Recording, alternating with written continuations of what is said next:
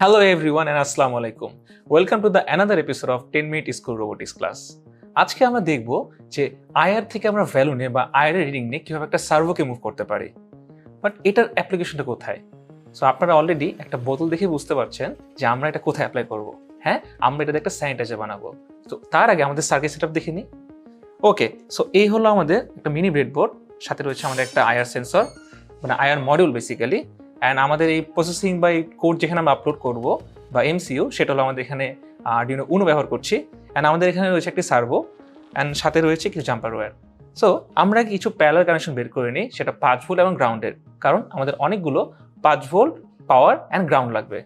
So আমরা এক এক করে কানেকশন শুরু করি। আমরা আগেই বলেছি যে ব্রেডবোর্ডের এই বরাবর শর্ট, মানে একটি রো বরাবর। সো আমরা রো বরাবর কিছু কানেকশন দিয়ে নিই। সাপোজ এটা আমার হতে পারে 5 ভোল্টের কানেকশন। সো এটা আমি কানেকশন দিচ্ছি এখন।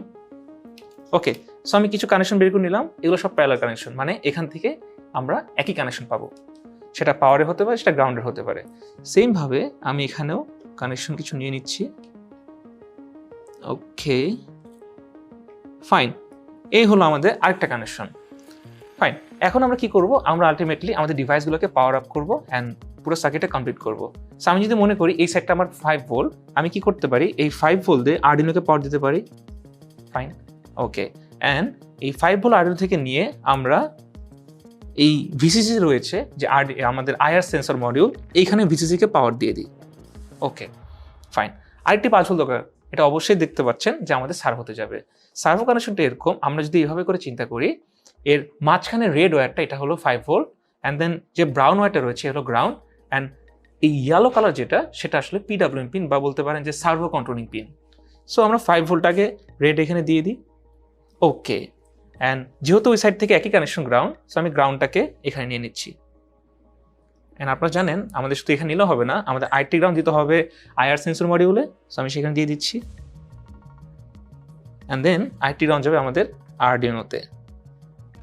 ওকে, খেয়াল করে দেখলেন, যখনই আমার সার্কিটটা ফিল আপ হয়ে গেল, তখনই আমার আইআর মডিউলটা পাওয়ার পেয়ে গেল। এখন আমাদের একটি পিন লাগবে, যেই পিন দিয়ে আমরা আইআর মডিউলকে কন্ট্রোল করতে পারবো। সো এটা হলো আমাদের আউটপুট পিন। সো আমি আউটপুট পিন থেকে কানেকশন নিয়ে নিচ্ছি, ভি আউট বা আউটপুট পিন। এই আউটপুট পিনটা আমি কোড অনুযায়ী বা নিজের মতো করে আপাতত সেন্সর ভ্যালু আপনার 4 বা 5 একটা দিই। ওকে, অ্যান্ড দেন আমার যে সার্ভো কন্ট্রোলিং পিন, সেটাকে কন্ট্রোল করার জন্য কিন্তু আমাদের আলটিমেটলি এই ইয়েলো ওয়্যারের সাথে কানেক্ট করতে হবে। অ্যান্ড দেন সেটা আমি দিচ্ছি 8 বা 9 নম্বরে। ওকে, সো আমি যদি এখানে আইআরের মধ্যে হাত দিই, দেন আমার সার্ভোটা মুভ করছে। সো এই সেকশনটা আমরা দেখার জন্য আমাদের কোডে যেতে হবে অবশ্যই, অ্যান্ড এটার অ্যাপ্লিকেশন আমরা অটোমেটেড হ্যান্ড স্যানিটাইজারের মধ্যে দেখতে পারবো। সো আমার যেহেতু আগে থেকে কোড করা আছে, দ্যাটস আপনি যদি দেখেন, আমি যদি সার্ভোর মধ্যে আইআরের মধ্যে হাত দিই, দেন আমার এই মোটরটা ঘুরছে। অ্যাজ আ ইন্ডিকেটর আমি জাস্ট এখানে একটি ওয়্যার লাগিয়ে রেখেছি।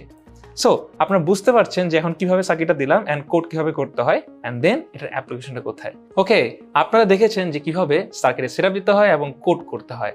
সো আমরা এখন ডেমনস্ট্রেশন দেখবো যে কিভাবে আমাদের হাত যদি এটা সামনে আনে, সেক্ষেত্রে স্যানিটাইজার আপনার হাতে পড়বে। ওকে, লেটস সি।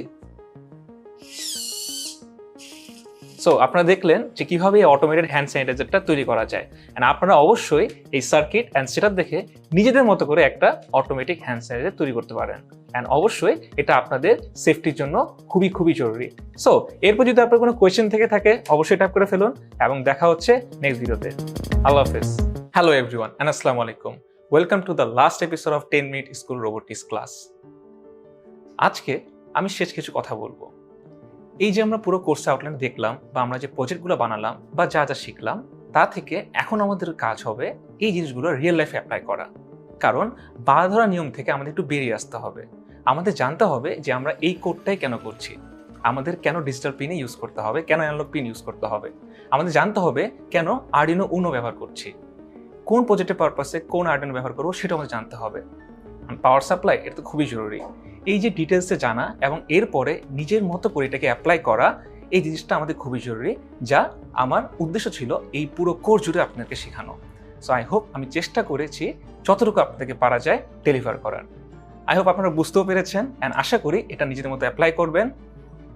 ভালো থাকবেন, সুস্থ থাকবেন। আল্লাহ হাফেজ।